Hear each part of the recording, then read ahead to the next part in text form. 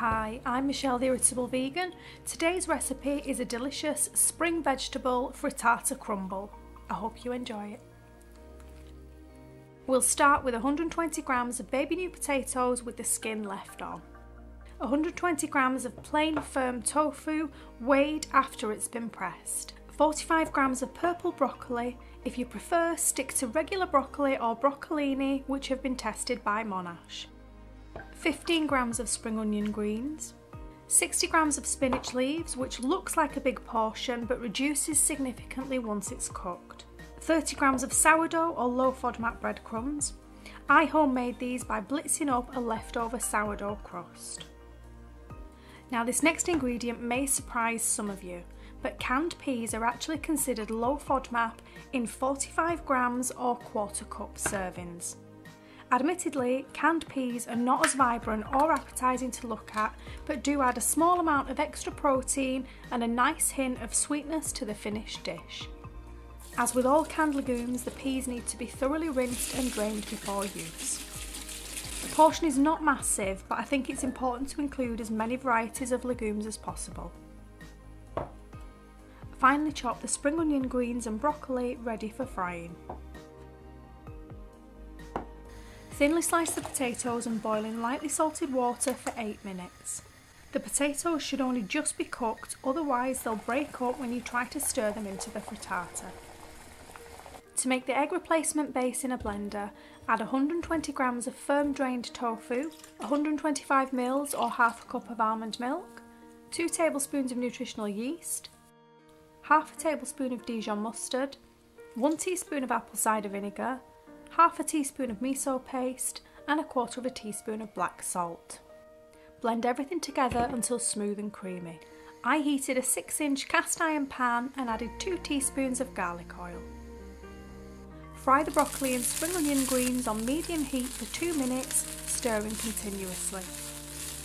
Add the washed spinach and carefully turn everything over for 1 to 2 minutes until the spinach wilts down. I find it easier to use a pair of tongs to grab the spinach rather than a spoon. Add the boiled potatoes and do your best to gently turn and mix everything together without breaking the potatoes into mush. Add the peas and again stir carefully to mix everything as best you can.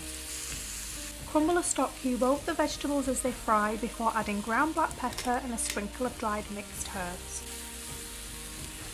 Pour over the creamy sauce and stir everything together until really well coated. Make sure there are no vegetables lurking or burning at the base of the pan. I made everything in a cast iron pan as I thought it was easier to go from stovetop to oven. Unfortunately, it was really hard to serve from the pan and did not look good on the plate. If this is something that bothers you, it might be preferable to pour the mixture into a 6-inch springform cake tin for easier serving. Once everything is mixed together, flatten down the surface with a spatula and sprinkle over the breadcrumbs. Bake at 200 degrees Celsius, 400 degrees Fahrenheit gas mark 6 for 25 minutes until the top is browned and the tofu cream has set. Using a spatula, ease the frittata away from the sides of the pan all the way around to make it easier to serve. Transferring the mixture to a springform pan before baking might help it keep its shape better when you come to plate up. This recipe makes one serving to be eaten as a main meal. I decided to try cutting mine in half to see if it would make it easier to serve.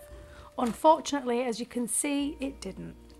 This frittata tastes delicious, but I'd love to hear your ideas for making it look a bit more presentable on the plate. I know a lot of people's appetite relies on the aesthetics of a meal, so please leave your suggestions for improving the overall look of this dish in the comments below. Despite how it looks, I really hope you take the time to try out this delicious spring-inspired recipe. Let me know how you like the flavours and if you managed to serve it successfully. Even better, drop a picture in your stories over on Instagram and tag me at The Irritable Vegan. As always, thanks so much for watching and I'll speak to you soon. Bye!